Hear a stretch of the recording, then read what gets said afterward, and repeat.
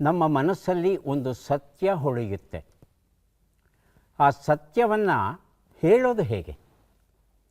ಆ ಸತ್ಯವನ್ನು ಹೇಳಬೇಕಾದ್ರೆ ಭಾಷೆ ನಮಗೆ ಬೇಕೇ ಬೇಕು, ಶಬ್ದಗಳು ನಮಗೆ ಬೇಕೇ ಬೇಕು. ಆದರೆ ಆ ಸತ್ಯವನ್ನು ಹೇಳುವಾಗ ಅದಕ್ಕೆ ಭಾಷೆಯ ಬಟ್ಟೆ ಬಿಡುತ್ತೆ. ಹಾಗಾಗಿ ನಮ್ಮ ಮನಸ್ಸಲ್ಲಿ ಇರೋದನ್ನು ಇರುವ ಹಾಗೆ ಹೇಳೋದಕ್ಕೆ ಆಗೋದಿಲ್ಲ. ಅನೇಕ ಸಂದರ್ಭಗಳಲ್ಲಿ ನಮ್ಮ ಭಾವನೆಗಳನ್ನು ವ್ಯಕ್ತಪಡಿಸೋದಕ್ಕೆ ಸರಿಯಾದ ಶಬ್ದಗಳು ಸಿಗೋಲ್ಲ. ಅದು ನಾನಾ ರೀತಿಯ ಅಲಂಕಾರವನ್ನು ತೊಟ್ಟು ಬಹುಶಃ ವಿರೂಪವಾಗುತ್ತೋ ಏನೋ ಗೊತ್ತಿಲ್ಲ.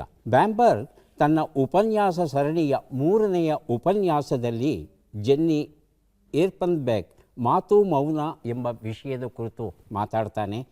ಕತೆ ಕವಿತೆ ಬರೆಯುವ ಪ್ರತಿಯೊಬ್ಬರೂ ಭಾಷೆಯಲ್ಲಿ ಕಟ್ಟಿಕೊಡಬಹುದಾದ ಮೌನದ ಬಗ್ಗೆ ಆಳವಾದ ಅರಿವನ್ನು ಇಟ್ಟುಕೊಳ್ಳೋದು ಅಗತ್ಯ.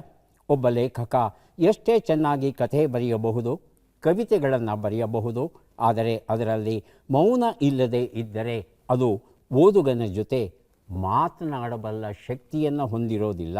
ಅದು ಹಾಳೆಯ ಮೇಲೆಯಷ್ಟೇ ಉಳಿಯುತ್ತೆ ಅಂತ ಹೇಳ್ತಾರೆ ನರೇಂದ್ರ ಪೈ ಅವರು. ಕಾವ್ಯ ಸಂಭವ ಒಂದು ಅಪರೂಪದ ಕೃತಿ ಕನ್ನಡದಲ್ಲಿ ಪ್ರಕಟವಾಗಿದೆ. ಕವಿಯ ಟಿಪ್ಪಣಿ ಪುಸ್ತಕ. ಇಡೀ ಪುಸ್ತಕದಲ್ಲಿ ನನ್ನದು ಅನ್ನೋದು ಏನೂ ಇಲ್ಲ ಅಂತ ಹೇಳ್ತಾರೆ ನರೇಂದ್ರ ಪೈ. ಆದರೆ ಕಾವ್ಯದ ಬಗ್ಗೆ ಸೂಕ್ಷ್ಮ ಒಳನೋಟವನ್ನು ಕೊಡುವಂಥ ಅನೇಕ ಜನರ ಲೇಖನಗಳು ಏನಿದೆ, ಕವನಗಳು ಏನಿದೆ, ಕಥೆಗಳು ಏನಿದೆ, ಅವುಗಳನ್ನು ಸಂಗ್ರಹಿಸಿ ಅವುಗಳಲ್ಲಿರ್ತಕ್ಕಂಥ ಸೂಕ್ಷ್ಮಗಳನ್ನು ವ್ಯಕ್ತಪಡಿಸ್ತಾ ಹೋಗ್ತಾರೆ.